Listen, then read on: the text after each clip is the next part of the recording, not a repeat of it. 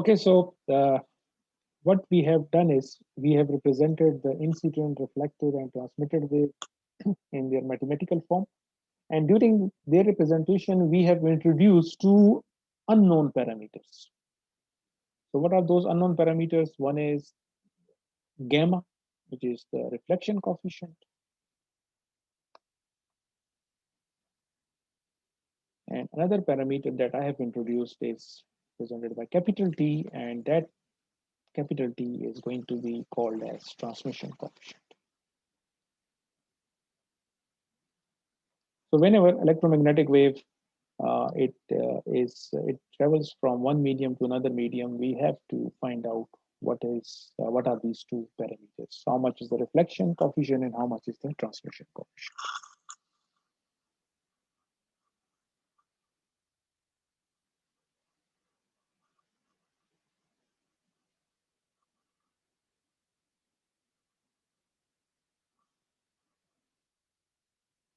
So what we are going to do is now we have a problem जिसको हम solve करेंगे, which is boundary conditions.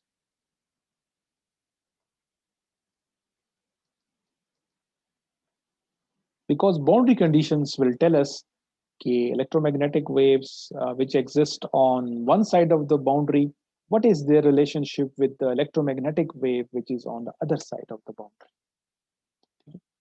So हमारे पास boundary के case में क्या है कि यहाँ पे incident plus reflected wave है z equal to 0 और दूसरी साइड पे transmitted wave. So from Maxwell equations, we know that fields must satisfy boundary conditions. Okay, so हमारी जो boundary है, we need to find out कि incident plus reflected wave at z equal to 0 किसके बराबर होंगी और transmitted wave at z equal to 0 किसके बराबर होंगी, and they must be equal. Okay, so because we have two unknowns, हमारे पास जो equations है उसमें two unknowns, ठीक है, which are gamma and t. So we need two conditions, two boundary conditions अगर हमारे पास हो तो हम ये two unknowns find कर सकते हैं, ठीक है ना. So the first boundary condition that we can use is or you can call them two conditions हमें चाहिए. So हमारे पास इलेक्ट्रिक फील्ड इक्वेशन है और मैग्नेटिक फील्ड इक्वेशन है. मैं यहाँ पे कोऑर्डिनेट सिस्टम भी बना लेता हूँ so that we have the clear cut idea कि what we are doing. So coordinate system के हिसाब से ये x एक्सिस है और ये z axis and y axis is coming out of the screen. हमारे पास जो इलेक्ट्रिक फील्ड है जो हमने इक्वेशन फॉर्म में फाइंड किया था, हमने क्या फाइंड किया कि इलेक्ट्रिक फील्ड जो है वो x डायरेक्शन, ठीक है. इंसिडेंट के केस में भी x डायरेक्शन में है, रिफ्लेक्टेड के केस में भी x डायरेक्शन में है और ट्रांसमिटेड के केस में भी x डायरेक्शन, ठीक हो गया. और मैग्नेटिक फील्ड हमने फाइंड किया कि मैग्नेटिक फील्ड जो है वो y डायरेक्शन में, ऑफ कोर्स इंसिडेंट और ट्रांसमिटेड के केस में पॉजिटिव y डायरेक्शन में है और रिफ्लेक्टेड के केस में माइनस y डायरेक्शन में, but of course it is still in y direction, plus और माइनस तो बात की बात है. So what we need to do is we need to apply the boundary conditions on x component and boundary condition on y component. अब अगर x component को अगर हम देखें, x component जो है वो हमारा इस boundary के parallel है या tangent है. Ex will be in this direction, which means it will be parallel to the boundary or tangent to the boundary.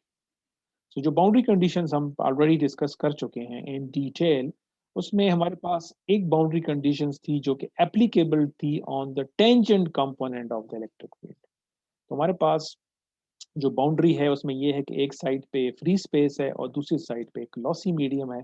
इस केस में ऑफ कोर्स यहाँ पे बाउंड्री पे कोई भी मैग्नेटिक करंट डेंसिटी एग्जिस्ट नहीं करती, कोई मैग्नेटिक करंट डेंसिटी एग्जिस्ट नहीं करती. तो हमारे पास जो बाउंड्री कंडीशन हम अप्लाई कर सकते हैं इस सिचुएशन में वो ये है कि हमारे पास n cross E1 must be equal to n cross E2. You can refer back to the lecture जिसमें मैंने बाउंड्री कंडीशंस को डिस्कस किया था इन डिटेल, वहाँ पे आप चेक कर लें कि हमारे पास अगर m की वैल्यू 0 हो, यहाँ पे बाउंड्री पे there is no magnetic current, तो n क्रॉस E1 जो है n क्रॉस E2 के बराबर होगा, विच मीन्स के टेंजेंट कंपोनेंट जो हैं वो इक्वल होंगे। ठीक है, अगर आप n को देखना चाहते हैं, हमारे केस में n ये है। ठीक है, बाउंड्री कंडीशंस जब मैं ड्राइव कर रहा था, जब मैंने ये वेक्टर इंट्रोड्यूस किया था, this vector is always drawn perpendicular to the boundary. तो जब आप E1 मीन्स के हम मीडियम 1 की बात कर रहे हैं,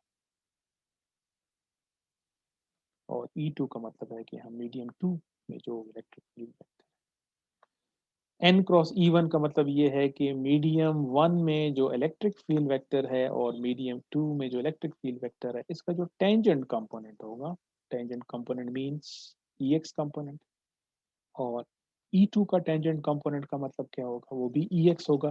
तो इस बाउंड्री के इस साइड पे जो EX कंपोनेंट है और बाउंड्री के दूसरी साइड पे जो EX कंपोनेंट है, ये दोनों क्या होंगे, इक्वल होंगे। This is the meaning of boundary condition. Similarly हमारे पास जो सेकेंड बाउंड्री कंडीशन जो हम यूज करेंगे,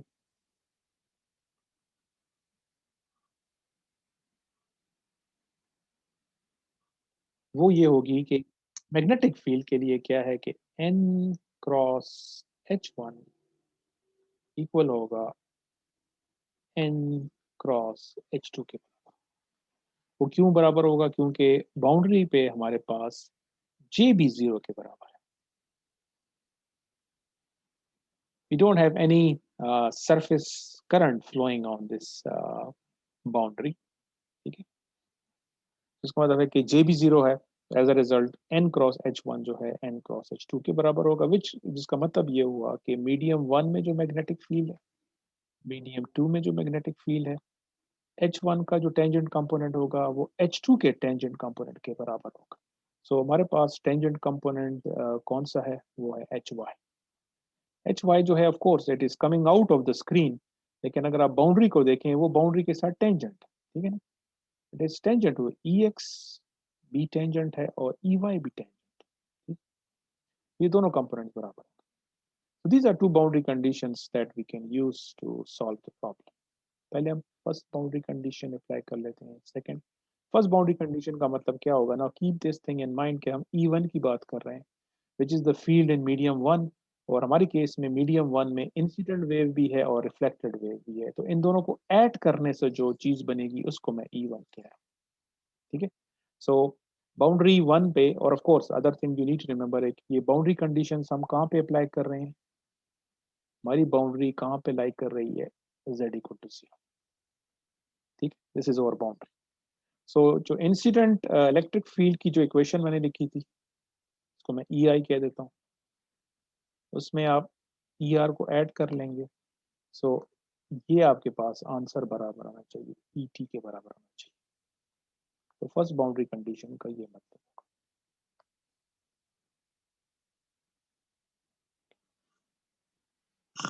अब EI at Z equal to 0 किसके बराबर होगा, ये आपके पास सिंपली रह जाएगा E naught. ER at Z equal to 0 में सिर्फ ये रह जाएगा गेमा E नॉट आ जाएगा।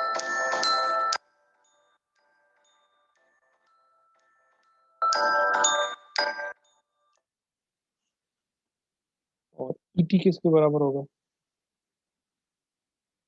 It will B T multiplied by E not. पिछले सेशन में जो मैंने EI की एक्सप्रेशन लिखी थी, ER की जो एक्सप्रेशन लिखी थी, और ET की जो एक्सप्रेशन लिखी थी, उसमें आपने क्या पुट करना है, Z इक्वल टू 0। तो Z इक्वल टू 0 पुट करेंगे, EI से सिंपली ये रह जाएगा, ER से ये रह जाएगा, ET से ये रह जाएगा।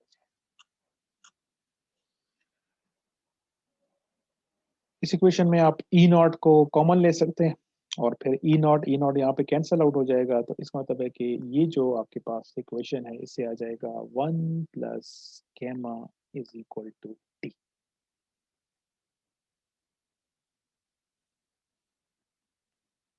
इस इक्वेशन को मैं इक्वेशन कहता हूँ। So by applying the first boundary condition हमारे पास एक इक्वेशन आ गई है जो कि गैमा और टी को आपस में रिलेट कर रही है। इसी तरीके से हम सेकेंड बाउंड्री कंडीशन अप्लाई करेंगे, n cross h1 must be equal to n cross h2, जिसका मतलब ये होगा कि hi plus hr must be equal to ht. So पिछले सेशन में हम पुट कर फाइंड कर चुके हैं hi को भी, hr को भी, ht की भी, एंड उसमें आपने सिर्फ ये पुट करना है कि z को 0 पुट करना है। तो एक्सपोनेंशियल फंक्शन में आपको e पावर माइनस j के नॉट z और e पावर गैमा z आएगा, तो z 0 पुट करेंगे तो एक्सपोनेंशियल फंक्शन हट जाएगा। सो इस केस में भी हमारे पास सिंपली क्या रह जाएगा, इससे आ जाएगा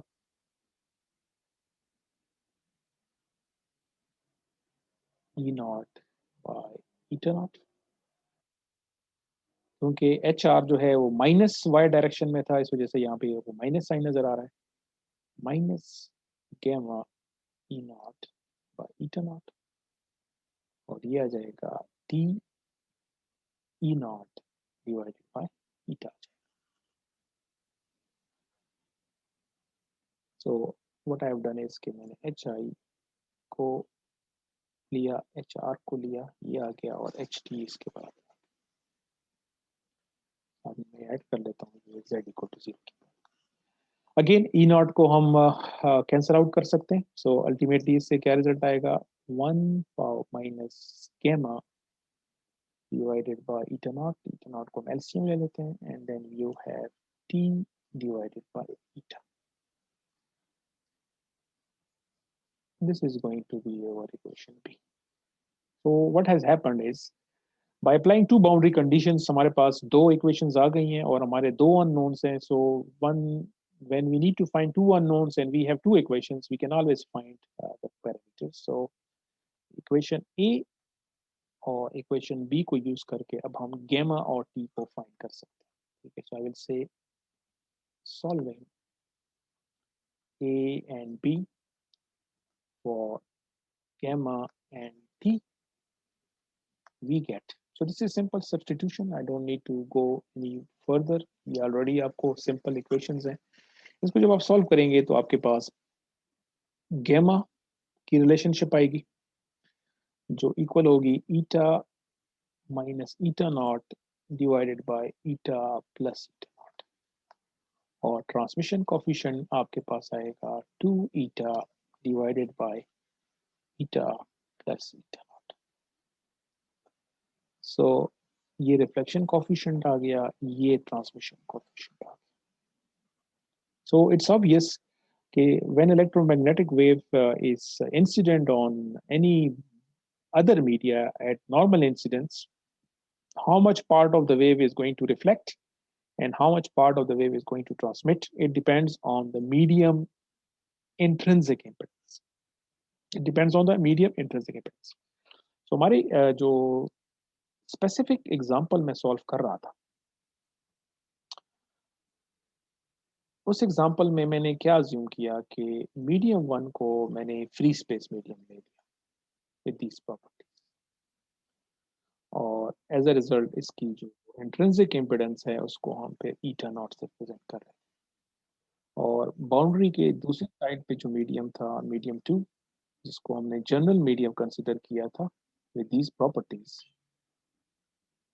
इसकी इम्पिडेंस को मैंने ईटा से प्रेजेंट किया हुआ है। सो अगर आप इस रिफ्लेक्शन कोफिशिएंट की एक्सप्रेशन को देखें, ईटा जो है ये मीडियम टू की इम्पिडेंस है, मीडियम टू की इम्पिडेंस ईटा है। सो ईटा माइनस ईटा नॉट जो है मीडियम वन की इम्पिडेंस है। इसको अगर हमें जनरलाइज करें, reflection coefficient is equal to medium two impedance minus medium one impedance divided by medium two impedance plus medium one. और अगर ट्रांसमिशन कोफिशिएंट को देखें, transmission coefficient is equal to 2 times intrinsic impedance of medium 2 divided by intrinsic impedance of medium 2 plus intrinsic impedance of medium number 1। तो अगर मैं इसको generalise कर दूं इस वक्त, क्योंकि हम स्पेसिफिक कर रहे थे कि मीडियम 1 फ्री स्पेस है तो इस वजह से ईटा नॉट आ रहा था, और मीडियम 2 जनरलाइज मीडियम था तो उसकी इम्पिडेंस को मैं ईटा कह रहा था। अगर इसको मैं जनरलाइज कर दूं इन दिस मैनर कि मैं कहूँ कि मीडियम वन जो है एक जनरल मीडियम है और इसकी इंट्रिंसिक इम्पिडेंस होगी ईटा वन। मीडियम टू अगर एक जनरलाइज मीडियम हो, जनरल मीडियम हो, तो इसकी इंट्रिंसिक इम्पिडेंस को मुझे ईटा टू से रिप्रेजेंट करना चाहिए। तो अगर इस तरह की सिचुएशन हो तो गेमा और टी को हम कैसे जनरलाइज करेंगे? I will say generalizing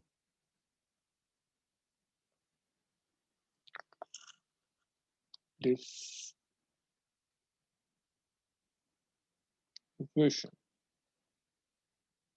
for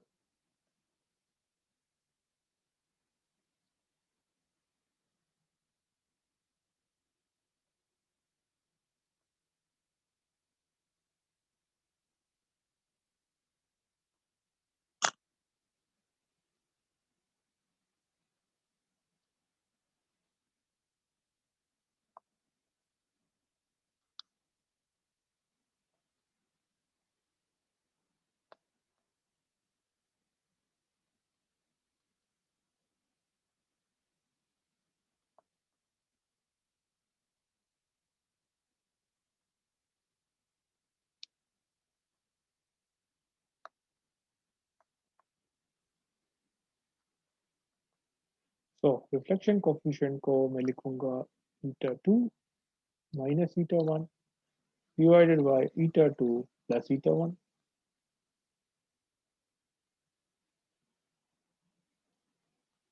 और ट्रांसमिशन कोफिशिएंट को मैं लिखूंगा 2 times eta 2 divided by eta 2 plus eta 1। ये मेरे पास जनरल एक्सप्रेशन आ गया बेस्ड ऑन दिस रिजल्ट। तो ये मीडियम 2 था, ये मीडियम 1 था। तो बेस्ड ऑन दैट आपको नजर आया कि eta 2 minus eta 1 और यहाँ पे था 2 eta था, इस वजह से 2 eta 2 आ गया। ठीक।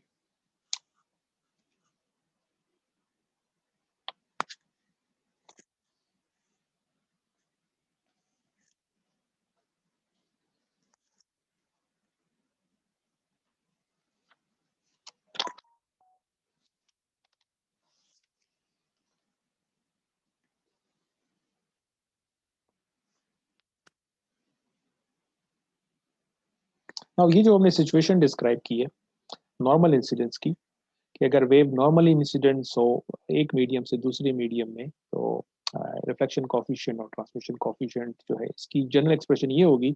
And this gives an idea कि रिफ्लेक्शन कॉफिशिएंट कितना होगा या ट्रांसमिशन कॉफिशिएंट कितना होगा, वो डिपेंड करेगा कि ईटा 2 की वैल्यू ईटा 1 से कितनी डिफरेंट है। ठीक है, अगर इसको हम देखें कि अगर ईटा 2 ईटा 1 से ज़्यादा डिफरेंट होगा तो ऑफकोर्स रिफ्लेक्शन कोफिशिएंट ज़्यादा होगा। रिफ्लेक्शन कोफिशिएंट ज़्यादा होगा इसका मतलब है कि most of the wave will be reflected back and very less will be transmitted.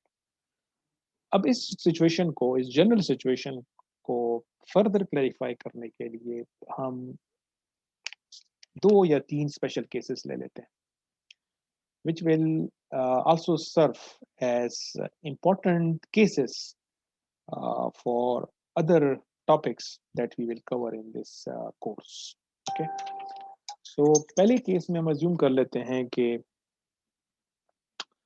हमारा जो मीडियम 2 है अगर वो lossless medium,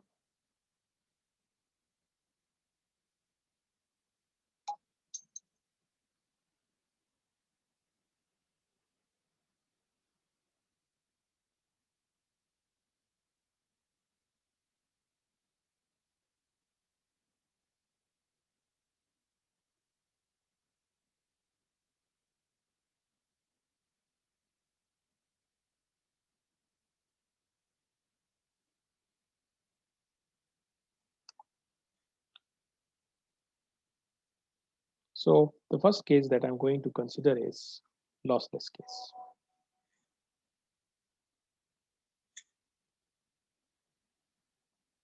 So case number 1, case number 1 ये है कि मीडियम 2 is lossless dielectric.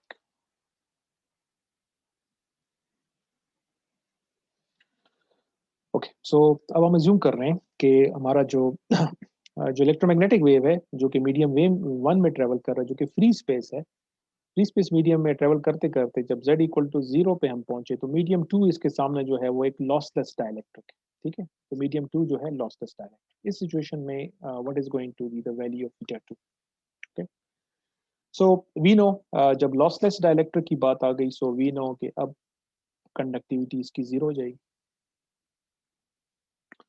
और दूसरा ये कि एप्सिलॉन और म्यू जो है उनकी नेचर क्या हो जाएगी, वो रियल हो जाएंगे। और दूसरा हमारे पास है कि जो प्रोपगेशन कांस्टेंट है जिसको हम गेमा से रिप्रेजेंट कर रहे हैं वो भी प्योरली इमेजिनरी हो जाएगा, क्योंकि because of this reason alpha जो है वो जीरो के बराबर होगा, no attenuation. So gamma will be simply equal to j beta, और जे बीटा मीन्स के बीटा जो है ओमेगा म्यू एप्सिलॉन के बराबर होगा।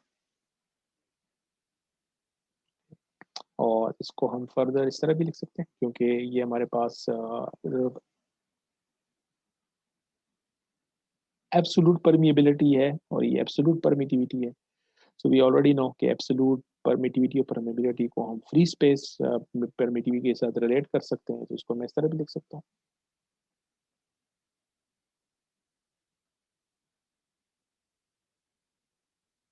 इस तरह भी लिख सकते ये जो हमारे पास है इसको हमने रिप्रेजेंट किया हुआ था के नॉट से, इसको हम के नॉट कहेंगे। सो ये हो जाएगा J K not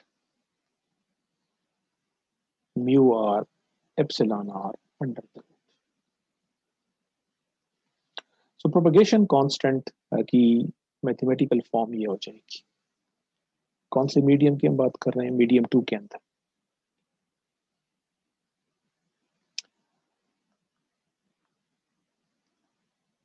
medium two जो कि ये मीडियम है, इस मीडियम में जब सिग्नल ट्रेवल कर रहा होगा तो उसकी वेवलेंथ क्या होगी? फ्री स्पेस में तो हमें पता है कि इसकी वेवलेंथ है lambda naught is equal to C by M. What about same signal जब ये इस मीडियम में एंटर हो जाएगा, इसकी वेवलेंथ क्या होगी? सो वी ऑलरेडी कवर्ड के लैम्डा जो है it is always equal to 2 pi by beta. तो लेमडा और बीटा का रिलेशनशिप हम पता है, lambda is 2 pi by beta where beta is the phase constant. So beta की वैल्यू ऑलरेडी हमें पता है कि ये जो हम फाइंड कर रहे हैं दिस इज बीटा। ये जो आपके नजर आ रहा है ये सारा का सारा क्या चीज है? ये बीटा है। तो अगर आप इसमें ये पुट करें, so you will find out कि लैम्डा जो है it can be expressed as lambda not divided by mu r epsilon r under. So ये एक और इम्पोर्टेंट रिलेशनशिप हमें पता चल गई कि किसी भी लॉसलेस डाइलेक्ट्रिक मीडियम में जो सिग्नल होगा उसकी wavelength as compare to free space wavelength क्या होगी? उस सिग्नल की जो फ्री स्पेस वेवलेंथ होगी उसको आप डिवाइड करेंगे under root of relative permeability of medium 2 multiplied with relative permittivity of medium 2, और इससे जो रिजल्ट आएगा that will give you the signal wavelength। तो इसके बेस को हम एक जनरल वो भी कर सकते हैं, ट्रेंड बता सकते हैं कि एप्सिलॉन आर की वैल्यू नॉर्मली वन से ज्यादा होगी। किसी भी डाइलेक्ट्रिक मीडियम के लिए एप्सिलॉन आर की वैल्यू वन से ज्यादा होगी, so this number will be divided by number greater than one. So ये जो lambda not divided by something आएगा उससे जो नंबर आएगा वो लैम्डा नॉट से कम होगा। सो एज ए मैं एग्जांपल ले रहा हूँ, लैम्डा नॉट अगर 10 है तो 10 divided by any number let's say greater than 2। Let's say कि अगर यहाँ से 2 आ रहा है तो 10 डिवाइडेड बाय 2 इक्वल टू 5। तो लैम्डा की वैल्यू कितनी है? 5 है। और लैम्डा नॉट की वैल्यू कितनी थी? 10 थी। इसका मतलब है कि वेवलेंथ क्या हो गई है? रिड्यूस हो गई है। So the wavelength of the signal in any lossy dielectric will always be less than as compared to its wavelength in free space medium, जो कि मैं इस इक्वेशन के बेस के ऊपर आपको बता रहा हूँ। So this equation is quite useful for us. Similarly, हम फेज वेलोसिटी भी फाइंड कर सकते हैं। फेज वेलोसिटी को हमने डिफाइन किया था कि ये ओमेगा बाय बीटा के बराबर होगी हमेशा। सो अगेन बीटा की जो ये हमने वैल्यूज डिफाइन की हैं, अगर आप ये यूज करें यू विल फाइंड आउट कि फेज वेलोसिटी आपके पास आएगी c divided by mu r epsilon r under the root. So that is another important equation कि relative to speed of light phase velocity कितनी होगी वो डिपेंड करता है कि इससे क्या नंबर आ रहा है। ठीक होगी।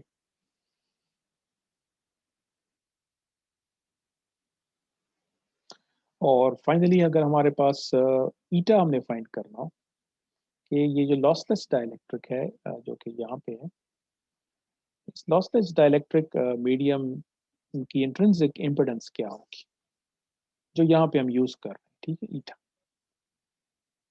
सो ईटा की जो जनरल एक्सप्रेशन जो हम डिराइव कर चुके हैं वो ये है कि ईटा इज इक्वल टू, जब हमने वेव इक्वेशन को सॉल्व किया था, जे ओमेगा म्यू डिवाइडेड बाय गेमा।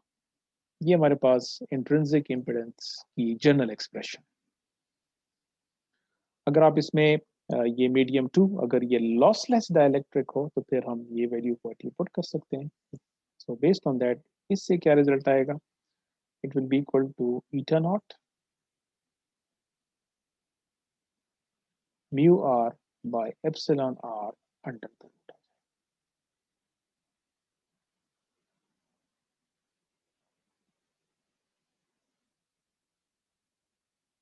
सो what we have done is कि हमने मीडियम टू जो कि एक लॉसलेस डाइलेक्ट्रिक है, इस मीडियम में जो वेव के जो इंपॉर्टेंट पैरामीटर्स हैं उन सबको फ्री स्पेस मीडिया में जो उसके जो पैरामीटर्स हैं उनके साथ रिलेट कर।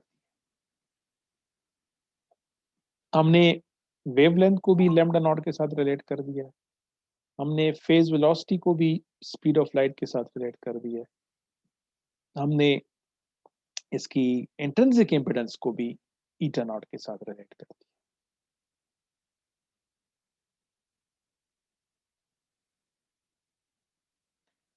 Now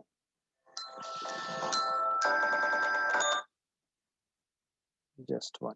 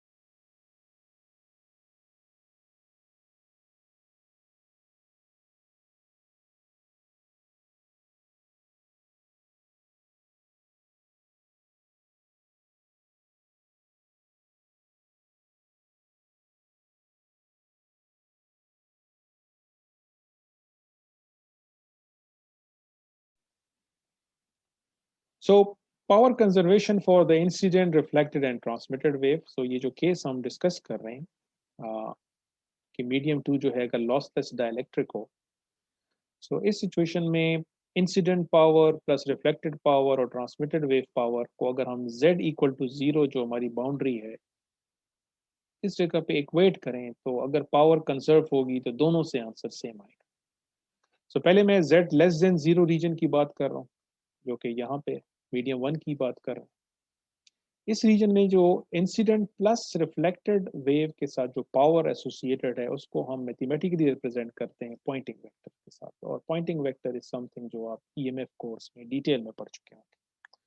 but you should remember कि पॉइंटिंग वेक्टर को हम रिप्रेजेंट करते हैं एस के साथ, और ये किसके बराबर हम लेते हैं, इलेक्ट्रिक फील्ड वेक्टर का क्रॉस प्रोडक्ट हम लेते हैं मैग्नेटिक फील्ड की कंजुगेट के साथ। इससे जो रिजल्ट आता है इसको हम कहते हैं कि ये पॉइंटिंग वेक्टर है। और what is the importance of this vector, कि इससे जो रिजल्ट आएगा ये हमें पावर के बारे में बता रहा होगा कि वेव के अंदर पावर कितनी। इस वक्त हम आ, ये रिजल्ट यूज करेंगे मीडियम 1 के लिए या z लेस देन 0 रीजन के लिए, ठीक है। तो मैं इसको अकॉर्डिंगली इसको एक डिफरेंट नाम से शो कर लेता हूँ कि इसको हम कह देते हैं कि ये S1 है, और अकॉर्डिंगली इसको मैं कह देता हूँ कि मीडियम 1 में टोटल इलेक्ट्रिक फील्ड कितनी है और मीडियम 1 में टोटल मैग्नेटिक फील्ड कितनी। तो इससे जो भी रिजल्ट आएगा इससे हमें पता चल जाएगा कि इस रीजन में कितनी पावर एग्जिस्ट करती। नाउ E1 जो है वो it is combination of incident plus reflected, ठीक है। तो मैं E1 को लिखूंगा कि ये एक्चुअली EI के बराबर है प्लस ER के बराबर, where EI is the for incident electric field and ER is for reflected. Similarly, H1 में भी हमारे पास दो तरह की मैग्नेटिक फील्ड्स हैं, एक HI है जो कि इंसिडेंट वेव के साथ एसोसिएटेड है, और HR है जो कि रिफ्लेक्टेड के साथ एसोसिएटेड है। इन दोनों को ऐड करने से जो आएगा वो H1 होगा, and this will give us S1.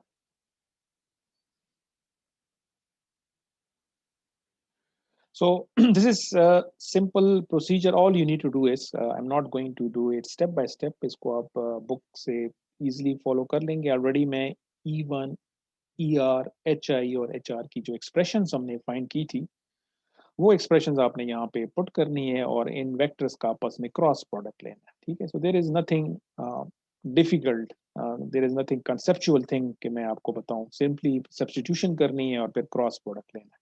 Of course HI और प्लस HR के साथ आपने कंजुगेट लेना है, ठीक है। तो यू ऑलरेडी नो कि कंजुगेट लेने से जहां पे भी E प्लस जे समथिंग होगा वो E माइनस जे समथिंग हो जाएगा, और जहां पे E माइनस जे समथिंग है वहाँ E प्लस जे हो जाएगा। So that is straightforward. I am going to write the answer के इस रिजल्ट से जब आप इसको पुट करेंगे और फिर क्रॉस प्रोडक्ट लेंगे आपके पास S1 की वैल्यू क्या आएगी। सो S1 आपके पास आएगा, एक तो S1 जो है Z डायरेक्शन में आएगा, ये जो क्योंकि वेक्टर है तो यू कैन सी कि इसके मैग्नीट्यूड भी है, डायरेक्शन भी है, और डायरेक्शन ऑफ पॉइंटिंग वेक्टर हमें क्या बताएगा कि किस डायरेक्शन में पावर फ्लो कर रही है। सो क्योंकि इलेक्ट्रिक फील्ड एक्स डायरेक्शन में थी, अगर आप चेक कर लें इलेक्ट्रिक फील्ड एक्स डायरेक्शन में है, मैग्नेटिक फील्ड वाई डायरेक्शन में है, तो एक्स क्रॉस वाई से क्या आएगा, जेड आएगा। So it's obvious, it's make sense कि इस रीजन में जो वेव है वो ओवरऑल जो है जेड डायरेक्शन में ट्रेवल कर रही है, क्योंकि हमने इसको इस तरह देखा। So this is over z direction. So power is traveling in the z direction. वो यहाँ पे मैथमेटिकली भी नजर आ रहा है। मैं इसकी एक्सप्रेशन लिख रहा हूँ कि आफ्टर यू डू दिस आपके पास इक्वेशन क्या आएगी, E naught square divided by eta not, और यहाँ पे आएगा 1 minus gamma square plus J2 gamma sine 2 K naught Z। So ये आपके पास रिजल्ट आएगा पॉइंटिंग वेक्टर के लिए।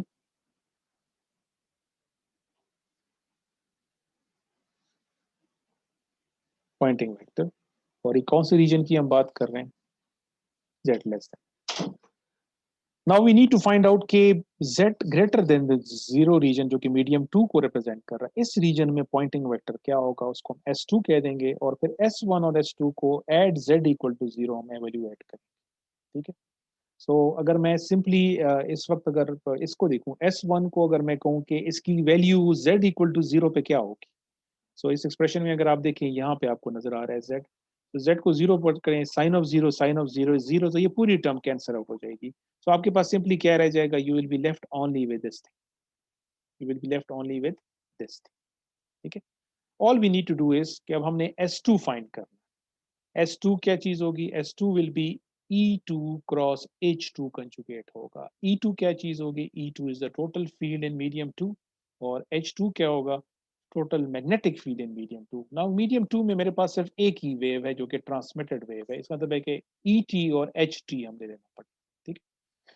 Let's I think we need to take a 5 minute break if someone need to say his prayers। ठीक है, तो मैं 5 या 10 मिनट्स कर लेते हैं। ठीक है, ओके, 10 मिनट ब्रेक मैं ले ओके रहा हूँ। सर।